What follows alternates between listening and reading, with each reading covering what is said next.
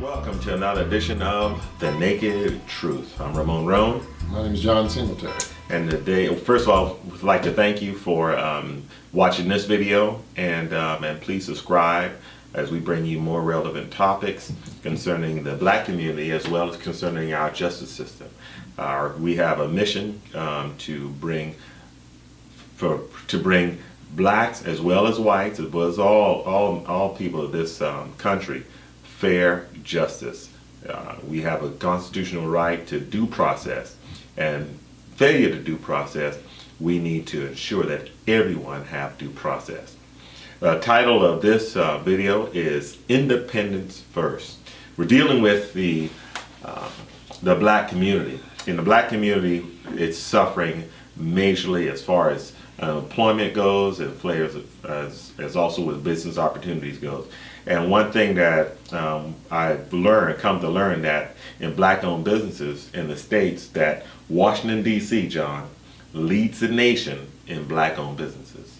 Matter of fact, 28.2% of the businesses in the District of Columbia are black-owned.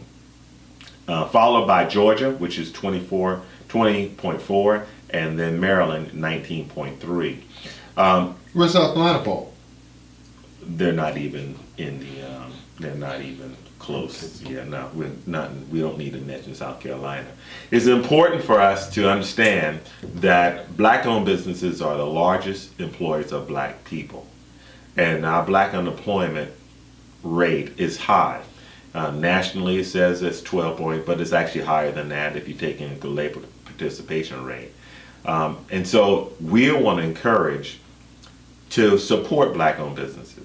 And one way we support black-owned businesses is by politically.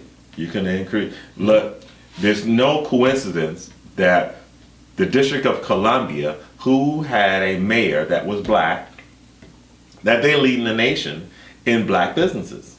Why is that? Because Mayor Barry, he made sure that blacks participated in the contracts with the city. I remember when he first got elected, and brother-in-law called and said, listen, Mayor Barry is handing out contracts to qualified black businesses like government cheese.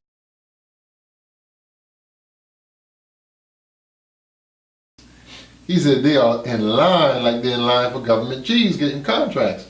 And you know, at first it's a phenomenon, so at first you're like, is it really happening? Mm-hmm.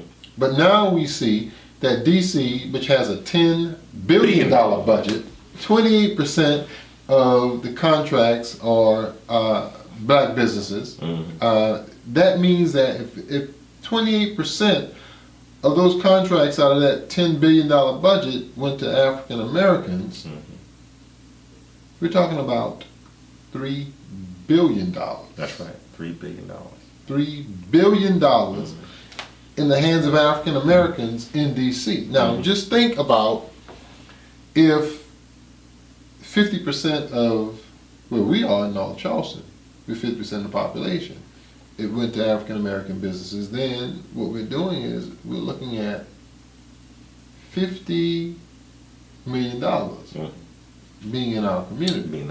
I mean, that's phenomenal. It's a good thing. Mm-hmm. And across the country, no matter where you are, there should be parity. You should be taking a look at your percentage of the population to see whether or not you are getting your fair share of the jobs, the contracts, and the resources. And if not, then that needs to be your issue.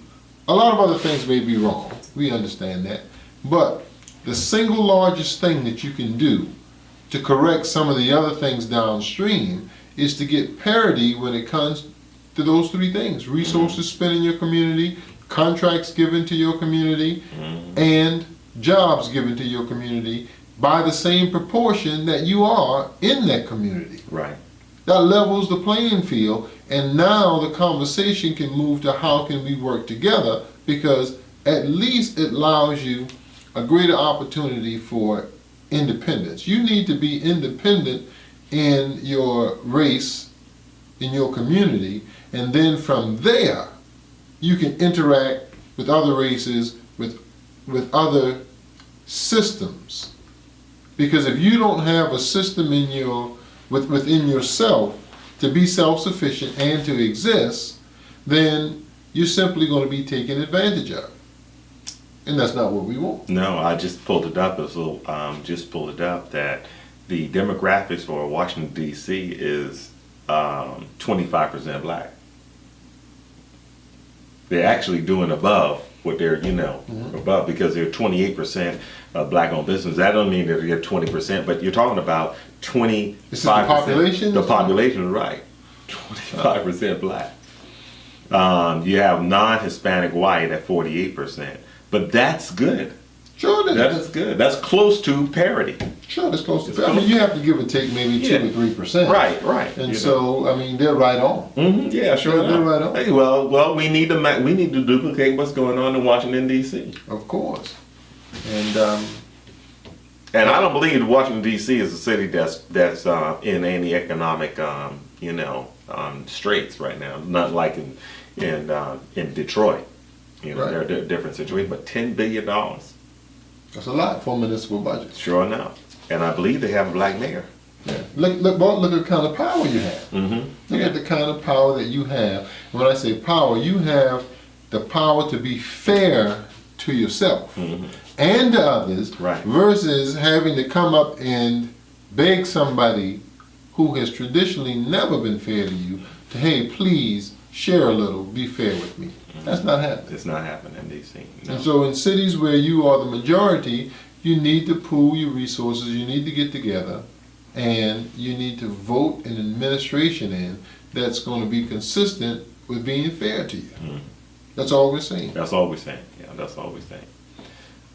Anything else, John? No, I think that wraps it up. You can close this out, then. Well, make sure you subscribe to our channel. Make sure that you hit like and that you share this with other people. That you go to www.jfrinc.org and join us, because we do continually advocate for due process and equal protection of the law. This has been another edition of The Naked Truth.